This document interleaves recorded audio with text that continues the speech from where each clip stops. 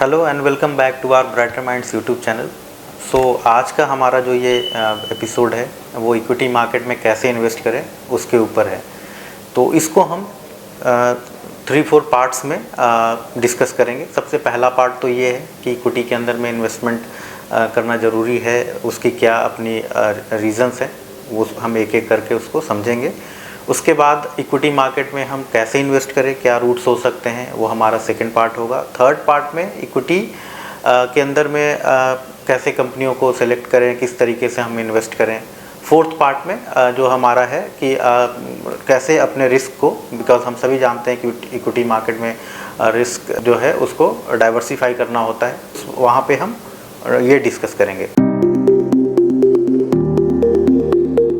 तो चलिए सबसे पहले पार्ट में हम ये समझते हैं कि इक्विटी मार्केट में क्यों इन्वेस्ट करना होता है। इक्विटी के अंदर में जो है हम सभी जानते हैं कि मनी की अपनी एक टाइम वैल्यू होती है और over a period of time money जो है अपनी वैल्यू लूज़ करता है ड्यू टू इन्फ्लेशन। इन्फ्लेशन के बारे में हम सभी जानते हैं, हमारी परचेजिंग पावर इरोड होती है, उससे गुड्स के प्राइसेस बढ़ते हैं due to demand supply reasons.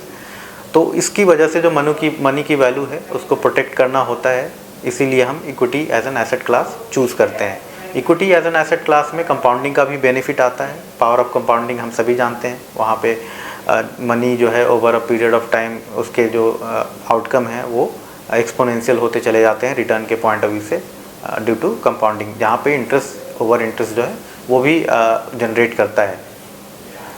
उसके बाद इक्विटी का चूँकि ट्रैक रिकॉर्ड बहुत अच्छा रहा है, हिस्टोरिकली हमने ये देखा है कि इक्विटी ने काफ़ी अच्छा परफॉर्म किया है, इस वजह से इक्विटी के अंदर में एक इक्विटी एज एन इंस्ट्रूमेंट हम उसको चूज़ करते हैं। या ये हमारा पहला पार्ट है कि जहाँ पे हमने एक्सप्लेन किया कि इक्विटी के अंदर में इन्वेस्टमेंट क्यों होना चाहिए। सेकेंड पार्ट में इक्विटी में कैसे इन्वेस्ट करें, बिकॉज अगर हम कन्विंस्ड हैं कि इक्विटी के अंदर में इन्वेस्टमेंट होना चाहिए एसेट एलोकेशन के पॉइंट ऑफ व्यू से, तो चलिए हम दूसरे पार्ट में डिस्कस करते हैं कि कैसे इन्वेस्टमेंट करना चाहिए। तो यहाँ पे इक्विटी के अंदर में इन्वेस्टमेंट करने के 2 तरीके हो सकते हैं। पहला तरीका जो है वो डायरेक्ट इन्वेस्टमेंट है, दूसरा तरीका है इनडायरेक्ट इन्वेस्टमेंट। ये दोनों इन्वेस्टमेंट जो हैं तरीके जो हैं वो अपने इन्वेस्टर्स की मेरिट के ऊपर डिपेंड करते हैं कि जो इन्वेस्टर्स है उसकी क्या मेरिट्स हैं, कैसे वो इन्वेस्ट करना चाहता है, उसकी क्या अपनी अंडरस्टैंडिंग है इक्विटी को लेकर।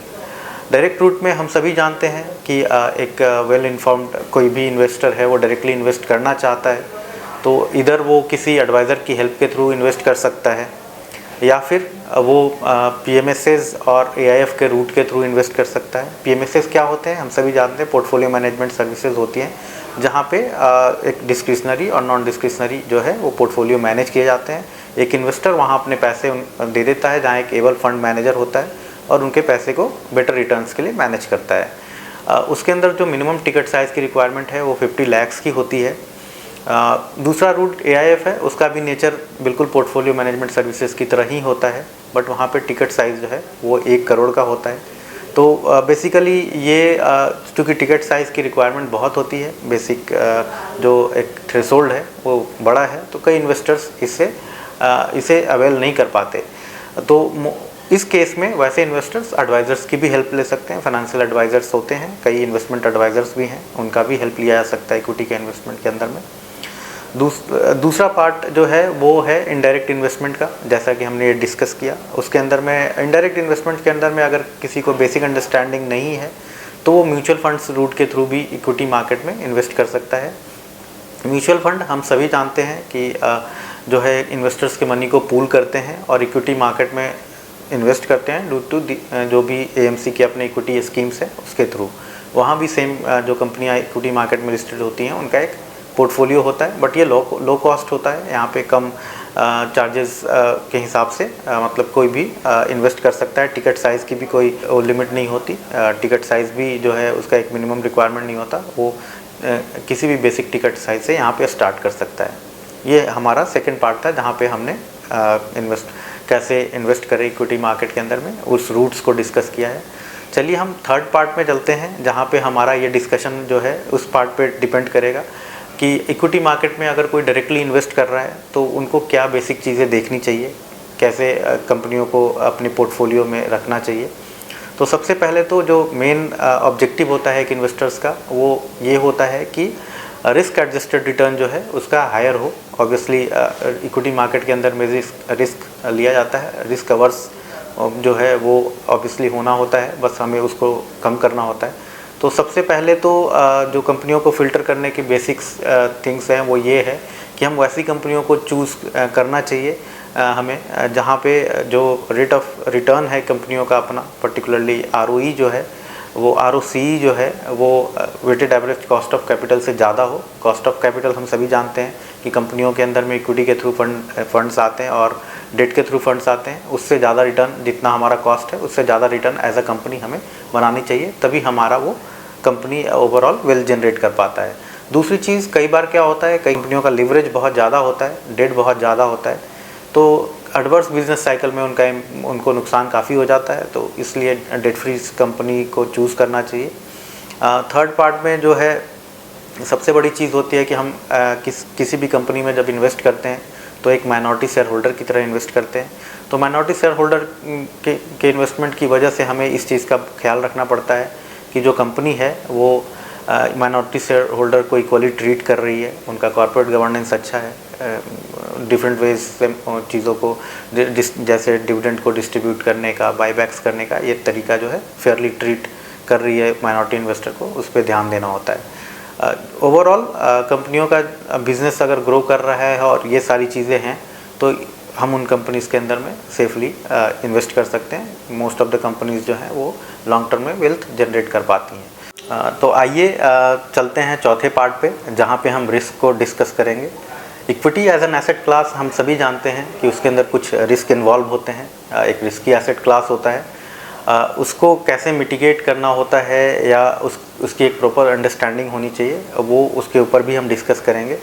सबसे पहले तो ये जानना ज़रूरी होता है कि बेस्ट वेज जो है इक्विटी में इन्वेस्ट करने का वो ये है कि आपका जो भी पोर्टफोलियो बनता है या जितनी भी कंपनियों में आप इन्वेस्ट करते हैं वो डाइवर्सिफाइड होना चाहिए। इसको हम एक एग्जांपल के थ्रू समझ सकते हैं। जैसे हम एक बास्केट के अंदर में सारे एग्स रखते हैं और कोई भी अनसीन इवेंट हो जाता है तो पूरी बास्केट टूट जाती है, वहाँ पे सारे एग्स डिस्ट्रॉय हो जाते हैं। अगर उन्हीं एग्स को हम 3-4 बास्केट्स में डिस्ट्रीब्यूट करके रखें तो अनसीन इवेंट्स में क्या होएगा, हमारा एक बास्केट जो है वो टूट जाएगा बट हमारे 2-3 बास्केट जो है वो सेफ़ रहेंगे। तो बेसिकली ये एनालॉजी जो है डाइवर्सिफिकेशन के पॉइंट ऑफ व्यू से कि कई कंपनियां जो हैं जहाँ पे हमने अपनी पोर्टफोलियो बनाई है एज एन इन्वेस्टर, वो अच्छे तरीके से परफॉर्म नहीं कर रही है या किसी unseen event, black sworn event के थ्रू आ जाती है, वहाँ पे उन पे इम्पैक्ट आ जाता है, तो हमारी overall portfolio as an investor वो सेफ़ रहती है। तो दूसरी चीज़ ये है कि इक्विटी के रिस्क जो है वो लॉन्ग टर्म जब हम किसी एसेट को रखते हैं तो कई बार क्या होता है, शॉर्ट टर्म के अंदर में कई चीज़ों की वजह से इक्विटी के अंदर में वोलेटिलिटीज़ आती है, बहुत सारे एक्सटर्नल फैक्टर होते हैं वो उसके प्राइसेस को इम्पैक्ट करते हैं। बट जहाँ हम लॉन्ग टर्म की बात करते हैं तो जैसे जैसे हमारा वो कंपनी की परफॉर्मेंस आती चली जाती है, कंपनी का बिज़नेस इंप्रूव करता चला जाता है, कई पॉजिटिव सरप्राइज मिलते चले जाते हैं, तो हमारा वहाँ पे वेल्थ जनरेट हो जाता है। तो अगर हम फेयरली लॉन्ग टर्म तक किसी भी इंस्ट्रूमेंट को रखें और वो बिज़नेस सुपीरियर है हर मायने में अपने एंड पे, तो वहाँ पे काफ़ी अच्छी वेल्थ जनरेट होती है। तो इक्विटी इन्वेस्टमेंट के इस चौथे पार्ट को भी बहुत समझना ज़रूरी होता है, जहाँ पे most of the investors lag करते हैं, रिस्क जो है वो इग्नोर करते हैं, रिस्क को डाइवर्सिफाई करना बहुत ज़रूरी होता है। तो आज की हमारी ये वीडियो इसी टॉपिक के ऊपर थी कि इक्विटी मार्केट में कैसे इन्वेस्ट करें और किस तरीके से हमें इक्विटी मार्केट में इन्वेस्ट करना चाहिए। होप करते हैं कि आपको आज की हमारी ये वीडियो अच्छी लगी होंगी और आगे भी हम आपके लिए कई एजुकेशनल वीडियोस इस तरीके की लाएंगे। So thank you and good day.